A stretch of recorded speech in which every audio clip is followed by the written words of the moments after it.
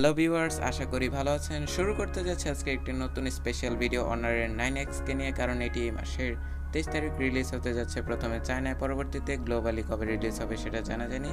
তো এর প্রাইসও জানা যায়নি কি হবে, কারণ 23 তারিখ আসলে না বোঝা যাবে। এবং অফিসিয়ালিভাবে একটি ট্রেজার বেরিয়ে এসেছে, এটার ভিতরে সব স্পেক দেওয়া আছে, আপনারা অবশ্যই দেখে নেবেন।